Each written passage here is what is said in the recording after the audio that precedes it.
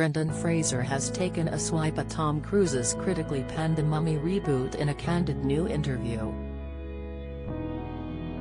The actor, 53, who starred as adventurer Rick O'Connell in 3 of the hit franchise's films, said the 2017 box office flop lacked the fun seen in 1999's The Mummy, 2001's The Mummy Returns and 2008's The Mummy, Tomb of the Dragon Emperor. Brendan, who is hotly tipped for awards season success with his role in The Whale, told Variety, "It is hard to make that movie. The ingredient that we had going for our Mummy, which I didn't see in the new one, was fun. That was what was lacking in that incarnation. It was too much of a straight-ahead horror movie. The Mummy should be a thrill ride, but not terrifying and scary." The star said he would be open to reprising his role as the fearless Rick, saying, "I don't know how it would work. But I'd be open to it, if someone came up with the right concept." Oscar nominee Cruise had hoped to breathe new light into the Mummy franchise, but it was lambasted by critics and ended up losing Universal Studios between $6,100 million. In contrast, 1999's The Mummy made $416.4 million against an $80 million budget. IndieWire's David Ehrlich wrote at the time, "All of this is to say that not only is The Mummy the worst movie that Tom Cruise has ever made, it's also obviously the worst movie that Tom Cruise has ever made. It stands out like a flat note on a grand piano." Elsewhere in the interview, Brendan discussed the decision to shelve the $100 million Batgirl film, in which he starred as Dead Carson/Firefly. Warner Bros. Scrapped the origin film, which starred Leslie Grace in the titular role, after it received poor test reviews. It had been slated to be released on HBO Max later this year. Brendan said, "It's tragic. It doesn't engender trust among filmmakers and the studio. Leslie Grace was fantastic. She's a dynamo, just a spot-on performer. Everything we shot was real and exciting and just the antithesis of doing a straightforward digital, all-green screen thing. They ran fire trucks around downtown Glasgow at 3 in the morning, and they had flamethrowers. It was a big-budget movie, but one that was just stripped down to the essentials." This comes after Brendan broke down in tears as he received a 5-minute standing ovation at the London screening of his new movie The Whale on Monday. The emotional display comes amid a lengthy press tour for his new project, which marks his triumphant return to Hollywood after a lengthy battle with depression.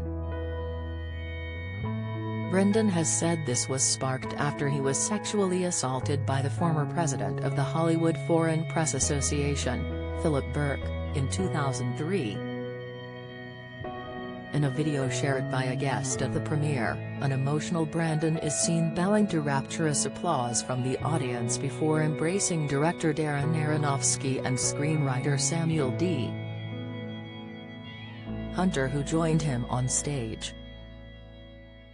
Am I at Venice Film Festival? 5-minute standing ovation for Brendan Fraser's masterpiece performance in #The Whale. He had the crowd in the palm of his hand the entire movie. "My heart is in my throat," the audience member wrote alongside the video.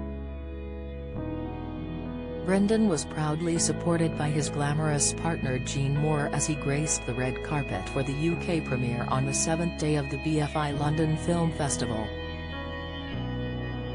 The Whale, which will be released in cinemas in December, received its first premiere at the Venice Film Festival last month, and is quickly earning rave reviews as well as Oscars buzz for its lead star.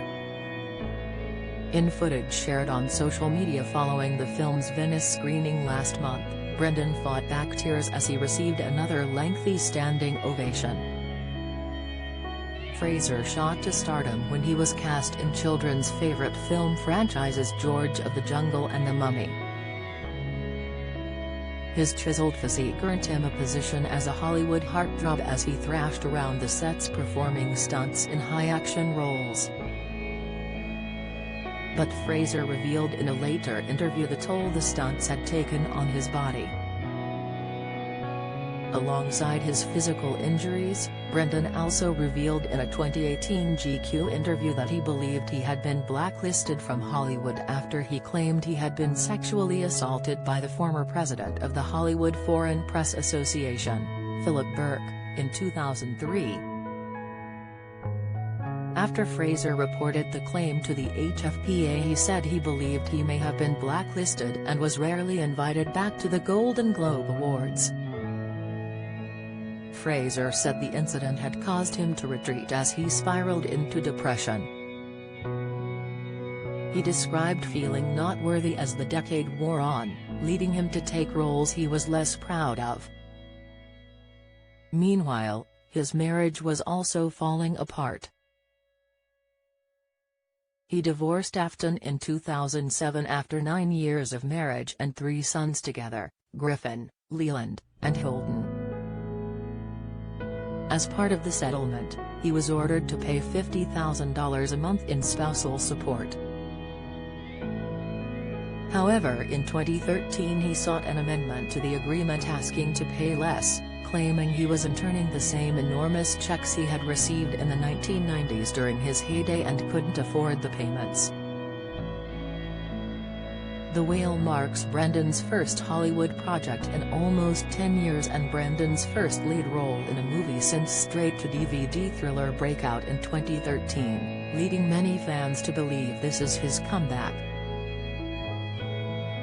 The Whale is a psychological drama which saw Brendan undergo a physical transformation, as he plays a 600-pound gay man confined to a wheelchair, a role for which he also had to wear prosthetics.